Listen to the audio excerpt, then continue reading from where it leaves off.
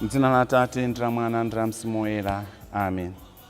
Mulungu Atate amphamvu zonse, lero lachiwiri pa 2 January 2024 tabweranso kwa inu kupempha zaulere zanu, madalitso anu kuti zitisogolere muzochitika zonse zimene tifuna tikwaniritse kudzera mu mphamvu yanu.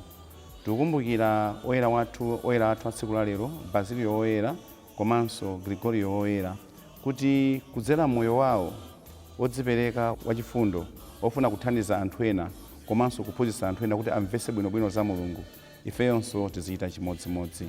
Kudzera mwa mawu athu a tsiku la lero tithandizeni kupanga zinthu zimene zili zonkomera Yesu Khristu mpulumutsi wathu, komanso kugwira ntchito molimbikira monga momwe Yohane Mbatizi anachitira mpaka nakwadabwisa anthu ena ndi kuyamba kufunsana kuti kodi iyeyi ndi mpulumutsi wolonjezedwa uja. Tithandizeni kukwaniritsa zimenezi. Mukhale nafe tsiku la lero ndi kutiteteza ku zoopsa zonse, mwa Yesu Khristu Ambuye athu. Amen. M'dzina la Atate ndi la Mwana ndi la Mzimu Woyera. Amen. Mawu oyamba akuchokera mu kalata yoyamba ya Yohane mutu 2 ndime ya 22 kulekeza 28. Amene akutiwerengera mawu oyamba ndi Francis Mapanga wa utumiki wa ana kuchokera ku banja loyera parish Chilinde mu Archdiocese ya Lilongwe. Mawu amtenga wabwino akuchokera mu mtenga wabwino wa Yohane Woyera mutu 1 ndime ya 19 kulekeza 28. Amene akutiwerengera mawu amtenga wabwino komanso kutigawira mawu ndi Reverend Father Stephen Likhutcha kuchokera ku St. Ignatius Parish, Malawi Police Service Headquarters, Area 30, mu Archdiocese ya Lilongwe. Mawu oyamba. Koma inu zimene mudamva kuyambira pachiyambi zikhalebe m'mitima mwanu. Mawu a mkalata yoyamba ya Yohane Woyera. Okondeka anga, wabodzayo ndani? Kodi si amene amanena kuti Yesu si mpulumutsi wolonjezedwa uja? Okana Atate ndi Mwana, ameneyo ndiye wowukira Khristu. Aliyense okana Mwana alibenso Atate. Ovomereza Mwana alinso ndi Atate. Koma inu zimene mudamva pachiyambi zikhalebe m'mitima mwanu. Zimene mudamva kuyambira pachiyambi zikhalebe m'mitima mwanu. Inunso mudzakhala mwa Mwana ndi mwa Atate. Ndipo chimene adalonjeza nchimenechi, moyo osatha. Ndikukulemberani zimenezi kuti ndikuwuzeni za iwo aja amene amafuna kukusokeretsani. Koma inu Khristu adakudzozani ndi Mzimu Woyera amene amakhala mwa inu, ndipo sipafunikanso wina oti akuphunzitseni. Mzimu Woyerayo amene mudadzozedwa naye amakuphunzitsani zonse. Zimene amakuphunzitsani zoona, si zoona amayi. N'chifukwa chake monga momwe adakuphunzitsirani, khalani mwa Khristu. Tsono ananu, khalani mwa Iye kuti tikakhale olimba mtima Iye akadzaoneka, ndipo tisadzachite manyazi Iye akadzabweranso. Mawu a Ambuye. Ambuye akhale nanu.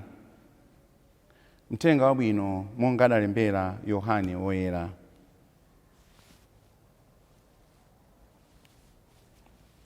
Mutu 1 kuyambira ndime ya 19 kulekeza ya 28. Nthawi ina akuluakulu a Yuda aku Yerusalemu adatuma ansembe ndi Alevi ena kukafunsa Yohane kuti, kodi iwe ndiwe yani? Iye adayankha mosabisa konse. Adanenetsa ndithu kuti, inetu sindine mpulumutsi wolonjezedwa uja ayi. Adafunsanso kuti, nanga ndiwe yani? Ndiwe Eliya kodi? Iye adati, iyayi, sindine Eliya. Iwo adati, kodi ndiwe mneneri tikumuyembekeza uja? Koma Yohane adayankha kuti, ayinso. Tsono adamuwuza kuti, tanena zenizenitu, kuti tikawafotokozere bwino amene atituma. Mwini wakewe umati ndiwe yani? Yohane adawayankha kuti, monga adanenera mneneri Yesaya, ine ndine liwu la munthu wofuwula m'chipululu, akunena kuti ongolani msewu wodzera mwa Ambuye. Anthu aja adawatuma ndi Afarisi. Tsono adafunsa Yohane kuti, ngati sindiwe mpulumutsi wolonjezedwa uja, kapena Eliya, kapenanso mneneri tikumuyembekeza uja, nanga bwanji umabatiza? Yohane adawayankha kuti, ine ndimabatiza ndi madzi, koma pakati panupa pali wina amene inu simukumudziwa. Iye ingobwera pambuyo panga, komabe sindili woyenera ngakhale kumasula zingwe za nsapato zake. Zimenezi zidachitikira ku Betaniya, kutsidya kwa mtsinje wa Yorodani, kumene Yohane ankabatiza. Mthenga wa Ambuye. Mchaka ichi chatsopano cha 2024, chimodzi mwa zinthu zimene tikuyenera ifeyo kuzichita ndikuonetsetsa kuti tikukwaniritsa zolinga za Mulungu. Kalata ya Yohane mpostoli imene tawerenga tsiku la lero ngati mawu athu oyamba ikutionetsa chimene Yohane ankafunitsitsa pa moyo wake wa tsiku ndi tsiku. Tikamawerenga Uthenga Wabwino timamva kunena kuti panali ophunzira wina amene Yesu ankamukonda kwambiri, ndipo anthu ophunzira kwambiri za Baibulo akunena kuti munthu angati ameneyi ngakhale sanalembedwe dzina wayenera kukhala kuti ndi Yohane mpostoli amene Ambuye Yesu ankamukonda kwambiri. Mukakawerenga Yohane mutu 20 kuyambira ndime yoyamba mpaka na 11 mukaona kunena kuti Petro ndi Yohane ndi amene akuthamanga kupita ku manda, ndipo pakunenedwa kuti wophunzira amene Yesu ankamukonda kwambiri sanali woyambirira kufika ku manda, iye anafika kumapeto. Kusonyeza kunena kuti wophunzira ameneyi anali Yohane mpostoli amene tikumunenayi.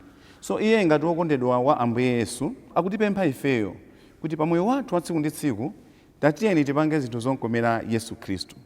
Wina aliyense amene akupanga zinthu zosankomera Yesu Khristu, ameneyi ndi mdani wa Yesu Khristu, ameneyi ndi mdani wa Mulungu. Chifukwa Mulungu amene anatuma Yesu Khristu kuzatipulumutsa ifeyo pano pa dziko lapansi, kuzera mu kubadwa kwake, kuzera mu masautso ake, kuzera mu imfa yake, kuzera mu kuuka kwake kwa akufa.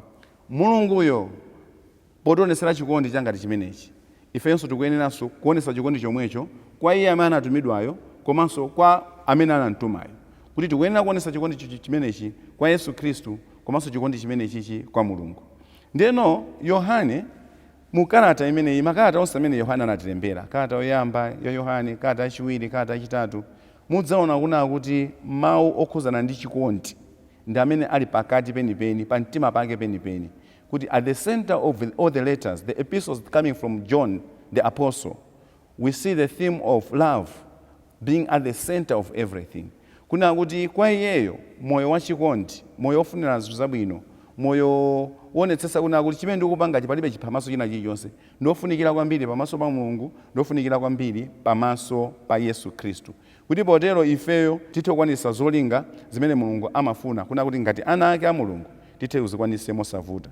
Choncho ndi langizo lalikulu limene lichokera mawu athu oyambirira, pangani zinthu zomusangalatsa Yesu Khristu, pangani zinthu zomusangalatsa Mulungu, pangani zinthu zosangalatsa anthu amene ali ndi kufuna kwabwino pamoyo wa tsiku ndi tsiku, kuti poteropo ndiye kuti tidzakhala tikukwaniritsa zolinga za Mulungu. Kusogoloko mukalata yomweyi ya makalata omwewa a Yohane akunena kuti sitinganene kuti timamukonda Mulungu amene sitimamuona ndi maso ngati tikulephera kumukonda mnzathu amene timamuona ndi maso. Choncho nkhani yayikulu ya Yohane mpostoli ndiona kuti tizionesana chikondi. Ndipo tionesana chikondi bwanji? Pomvera Yesu Khristu, pomvera Mulungu, tizakwaniritsa udindo wathu okhala bwino ndi anzathu munjira zosiyanasiyana. Wina aliyense amene sakumvera Mulungu, wina aliyense amene sakumvera Ambuye Yesu, iyeyo ndi mdani wa Yesu Khristu, iye ndi mdani wa Mulungu. Mawu amene akugwiritsa ntchito pa Chingerezi ndi antichrist. choncho ifeyo tisakhale ma antichrist koma tikhale abale ake, the beloved of Jesus Christ, the beloved of God, kapena the delight of God. Kuna kuti mulungu chakamationa azinyadira nafe, azikondwa nafe. We should be the pride of God himself in different ways, munjira zosiyana-siyana. Mawu athu amthenga wabwino atsiku la lero angotikumbutsa kuti nthawi zina ndi bwino kudzipereka kwambiri pa ntchito yathu mpaka nakuadabwisa anthu. Pala anthu ena ndionena kuti apasidwa ntchito, apasidwa udindo, koma anthu amadabwa kuna kuti kodi iwowa udindo umene tinapasira akukwanirisa motani. Kuli zii ngati munthuyo anafa kwangokhala pe ayi. Yohane Mbatizi was given a task to prepare for the coming of Jesus Christ. Iye akonzekere anthu, akakonzekerese anthu zakubwera kwa mpulumutsi. Nthawi yake inali yochepa. What did he do? Anathamanga up and down, kutipula, kugwira ntchito.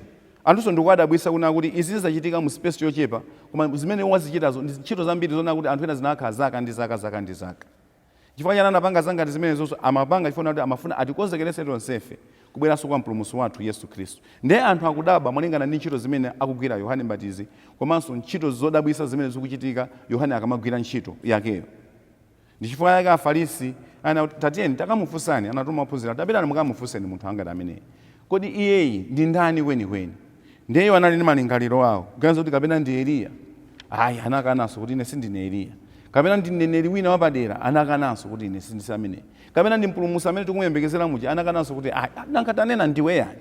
Yeyo chandikulongosola. Koma kudabwa konseko anadabwa chifukwa chani? Ntchito zabwino zimene iyeyo amazigwira, kuzipereka kwathunthu pa udindo umene Mulungu anampasa, pa ntchito imene Mulungu anampasa. Chaka chitango chiyamba kumene ambiri mwa ife timakhala aulesi. Ena pakali panopa alikalikiliki kulima, ena pakali panopa alikalikili kulowa magulu osiyanasiyana, una kuti azipanga ma business, zinthu zayendere bwinobwino. Wina wangokhala, mangokhalira kugona, mangokhalira kucheza, akatero zikamuvuta azikavutisa anthu ena. Ulesi ayi. Ulesi sotithandiza. Mulungu atipasa ntchito, moyo umene Mulungu anatipasawu ndi udindonso wina wapadera, ona kuti tiyang'ane zinthu zofunikira pa moyo wathu wa tsiku ndi tsiku. Tiyang'ane zinthu zofunikira m'banja mwathu, tiyang'ane zinthu zofunikira ku mpingo kwathu, tiyang'ane zinthu zofunikira mdziko mwathu. Zimenezo tithamange. Wina aliyense ngati angathamange, uyakuthamanga ndi zake, uyakuthamanga ndi zake, uyakuthamanga ndi zake, tipeze kuona kuti awa zosowa zawo ndi zochepa, awo zosowa zawo ndi zochepa, awo zosowa zawo ndi zochepa. Koma chifukwa cha ulesi umene wakhazikika pakati pathu, mayi mwina kumangokhala, bambo mwina kumangokhala, banja liyenda bwanji. Anthu analembedwa ntchito, ungopeza kuti angoyenda bawo, kusewera makadi, zinthu ziyenda bwanji. Anthu ali ndi ntchito zosiyana-siyana zimene akuyenera kuzigwira, busy pa WhatsApp, busy pa Facebook, momwe agwire ntchito, zinthu ziyenda bwanji, economy yenda bwanji. Yohane anadabwisa anthu because of his total commitment, total dedication ku ntchito imene anampasidwa. Ndipo within a short period of time anapeza zambiri wazikwaniritsa. Inuyo ma deadline anu mukwanisa liti? Ifeyo ma deadlines athu tikwanisa liti? Ntchito ndiye tili nayo, koma why do pretend as if there is no work at all? Zochitika ndi zambirimbiri mu office, zochitika zambirimbiri kandi ku church kwathu, ku parish kwathu, mdziko mwathu muno zochitika zambirimbiri. But why are we lazy? Why are we not showing commitment kuti zinthu ziyende bwinobwino? Ntchito kukhala pansi kumangodandaula kwa dandaula anthu ena. Yet we are not doing anything. Yet we are just idle. Mawu awa alipo lero lachiwiri pamene tangolowa kumene chaka cha 2024. Ndiponso ndi lachiwiri loyamba mchaka chimene cha 2024. Mulungu afuna atiuze kuna kuti ulesi ayi. Tikhale anthu olimbikira kugwira ntchito, tikhale anthu odzilimbikira pa ife tokha, tisakhale anthu onyazisa anthu ena. Anthu asamati thawe akationa kuti taonaninso naja kuti mwina tifuna tingopereka moni yekha ayi. Koma nthawi zina mamoni ena amene timapereka moni amene ndi opempha, moni amene ndi abwinobwino ayi. Tiyeni tikhale anthu ozilimbikira tokha. Komanso kositizira tsiku la lero tikuona kuzichepesa kwa Yohane Mbatizi. Tinakhala enafe, mene anthu ena anabwera tinakana kuti oyembekezedwa uja ndineyo, koma Yohane akuzichepesa kuti ayi. Akuziwa kuti iyeyo sali chimene chocho, ndipo akuwauza anthu zoona zake zenizeni. Kodi inu anthu mmauza zoona zake zenizeni zimene muli? Tiyeni tikhalenso anthu ozichepesa pa moyo wathu wa tsiku ndi tsiku, kuti zina zake zitiyendere bwinobwino moyo uno. Mulungu apitirize kutiyang'anira, kutisogolera, komanso kutidalitsa pa ntchito yathu yonse imene Mulungu watipasa. Tipemphere. M'dzina la Atate, ndi la Mwana, ndi la Mzimu Woyera. Amen. Mulungu Atate amphamvu zonse, zikomo kwambiri chifukwa cha chifundo chanu chopanda malire, zikomo kwambiri chifukwa cha chikondi chanu chosasimbika. Mwatipasa maudindo osiyanasiyana, mwatipasa ntchito zosiyanasiyana, kuzera m'banja mwathu, kuzera kwa anzathu, kuzeranso kumalo kumene timagwira ntchito.